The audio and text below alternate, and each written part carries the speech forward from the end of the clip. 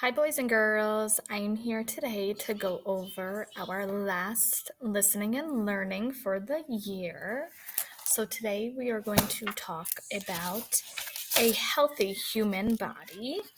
And before we begin this, we need to know a few vocabulary words. The first one is the word calories, which are units used to measure the amount of energy in foods. We also need to know the word network, which is a group of interconnected things. Recovery is a return to health. So if you are sick, you often recover to a healthy body. Terms, which are words or phrases used to describe a thing or an idea. And then the word windpipe, which is the air passage from the throat to the lungs, often called the trachea.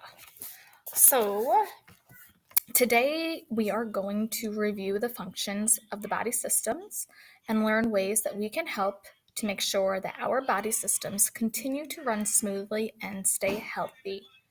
You are to listen carefully to find out the meaning of the word calories, how we burn calories, and why it is important to us staying healthy.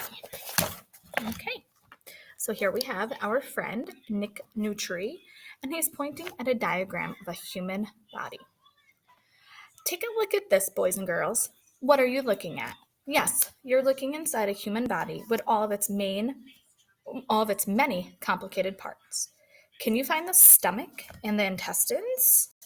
Who sees the kidneys and the bladder? So we have the stomach here, and we have the intestines. We have the kidneys right here, and the bladder right there, the balloon sac. These are our lungs, okay?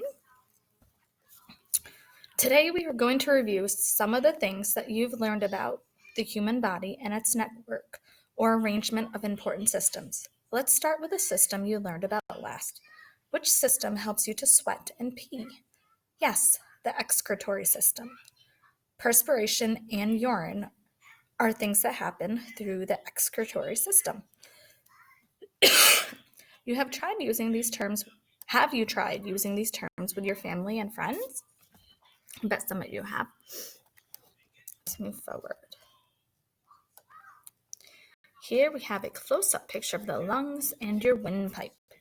Which system is responsible for processing your food into nutrients that your body can use and getting rid of waste that it doesn't need? Yes, the digestive system. Raise your hand if you can tell me the name of the tube that carries food from the mouth to the stomach. So this tube right here, from the mouth to the stomach. That is called the esophagus or your food tube. We didn't talk about it, but there is another tube right beside it called the windpipe. It leads to your lungs. Can anyone guess what travels through your windpipe from your mouth to your lungs? It's something else the body needs to live. That's right, it's air or oxygen. Here we have the muscular, the skeletal, and the circulatory systems. Okay. Look at the picture of the human body in this image. Look at all the bones that make up the skeleton. What's that system called? Oh, that was an easy one, wasn't it? The skeleton is part of the skeletal system. Here's another easy one. What system do muscles belong to? Yes, the muscular system. The skeletal and the muscular system work together to help you to move. Nerves are part of your nervous system. Look at poster 2 for the body systems, which I don't have here with me.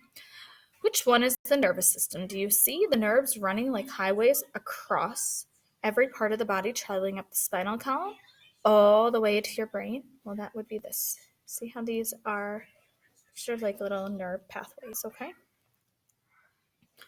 Find their circulatory system. Don't confuse the nerves with veins and arteries, the tubes that carry blood through the body. The nervous system and the circulatory system look similar in pictures. That's because blood covers a lot of territory too. We've talked about nutrients and the way they travel through your blood and support your body systems. Without blood, these important substances would have no way to nourish your body. The circulatory system circulates or moves your blood. And then we have cells, tissues, and organs. You know that each body system performs a separate function, and that each system is made up of organs.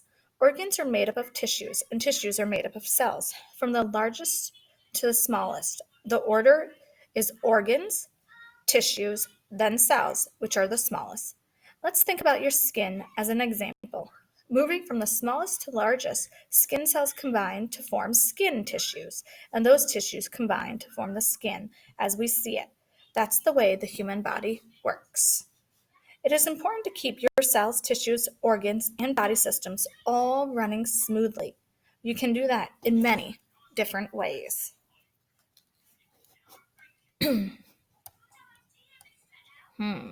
This looks yummy. We have a picture of a baked potato and French fries. We've talked about the importance of making healthy food choices. Food gives you energy to grow, breathe, move, fight germs, and heal. Some foods have more nutrients in them than others. Choose a variety of foods, especially those high in nutrients. Choose frozen yogurt over ice cream. Choose a skinless chicken breast over fried chicken. A baked potato instead of French fries. A glass of low-fat milk instead of a chocolate milkshake. Balance your daily diet with several servings of grains, fruits, vegetables, and smaller portions of dairy, meat, and eggs. So that means bigger servings of vegetables and fruits and smaller of the dairy, meat, and eggs.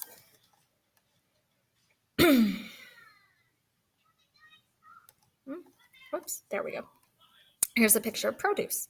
Remember to eat only a few sweets and fats. And don't forget that fresh food will give you lots more vitamins and minerals than packaged ones. So head for the produce aisle or a local farmer market and stock up on kale, broccoli, and pears. Besides eating a well-balanced diet, what other ways can you keep your body healthy? I bet you some of you are thinking exercising, taking a shower, getting a good amount of sleep. Those are all ways that we can keep our bodies healthy. There we go. One of the ways is through exercise. Exercise or staying active can help you maintain a healthy body weight. When you exercise, your body uses energy from the food you eat. The amount of energy that food provides to the human body is measured by calories. Food labels list the number of calories or the amount of energy in packaged foods, telling you how much energy is stored in them. You should eat enough food each day to provide your body with about the same amount of energy that it uses up during the day. If you eat too much and don't exercise, your body will store the extra food energy as fat. If you don't eat enough to satisfy your body's needs, your body will use its stored energy and you may lose weight. You're burning energy all the time, even when you are sleeping. But your body uses much more energy to exercise than it does to sleep. If you weighed 100 pounds, you would burn about 40 calories just by standing still for 30 minutes. But if you walked for 30 minutes, you would burn about 120 calories. You would use up 3 times more energy by walking as you would by standing still for the same amount of time. Here's a puzzle for you to solve. There are about 160 calories in a snack-sized bag of potato chips. If you burn 120 calories by walking for 30 minutes, about how much longer would you need to walk to burn up all the calories in that bag of chips? So 120 by walking for 30 minutes. And there is 160. So we need to burn 40 more calories. Something in 120, 30 minutes. So that would be 60 and 15 minutes. So we would need to go walk. We would need to exercise or walk for about 7-10 more minutes. What type of exercise do you think might burn the calories even faster than walking? Well, I'm thinking if we jogged, maybe ran, jumping jacks, anything that's a little bit more active. And here's a picture of some more exercise. Exercise keeps your heart and lungs working well, fights off illness and disease, and builds up strong bones. Make exercise a daily part of your life. Walk and cycle, which means bike, instead of getting in the car. Climb stairs instead of taking an elevator. Swim, play soccer, take karate or gymnastics lessons, or shoot hoops with your buddies. All of these are good forms of exercise. Choose what you enjoy and have fun. So that's just a way of showing you that exercise doesn't have to be boring. Fun things like swimming and just playing a basketball game with friends and riding your bike are great ways for you to exercise. Ooh, someone's taking a tub, someone's brushing their teeth. This is good hygiene. Keeping clean is another important part of staying healthy. There are many types of germs that can make you sick. Bacteria and tiny celled creatures that Anton van Leeuwenhoek studied are one of the most common types of germs. Bacteria are everywhere. They are an important part of nature, and most bacteria are not your enemies. In fact, many bacteria live in your gut and help you to digest your food. But millions more live on your skin, and some of them may be harmful. That's why it's important to wash your hands often and well. Wash them throughout the day, especially before eating.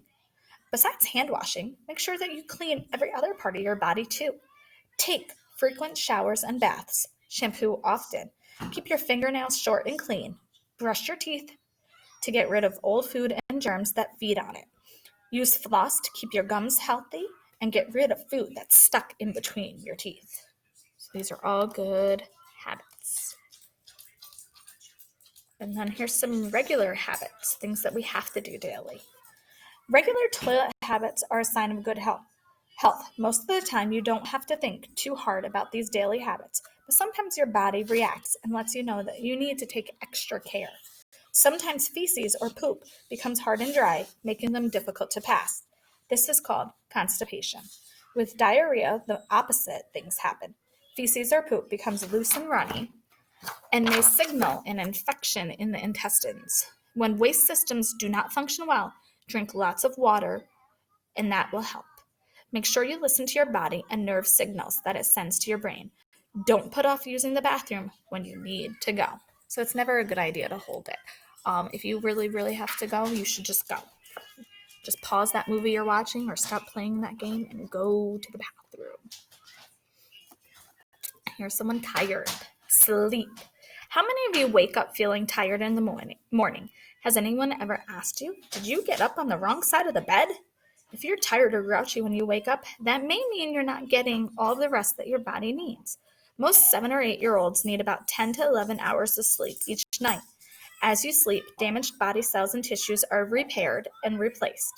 If you are sick, sleep will help speed up your recovery and help you to return to health. Eating well, exercising, keeping clean, and getting enough rest are all good ways to keep your millions and billions and trillions of tiny cells working properly.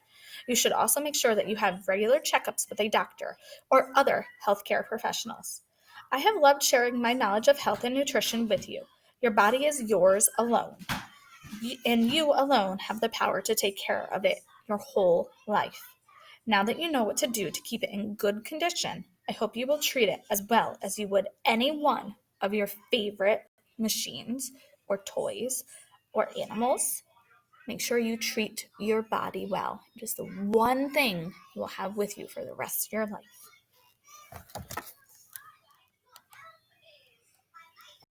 Amazing human body. I'm sure you'll agree that you'll never find another machine quite as amazing as the human body. Here's some kids having fun. So I hope that you enjoyed listening to these read alouds. I hope you learned a lot about your body. And I hope you guys have a fantastic summer vacation. Bye.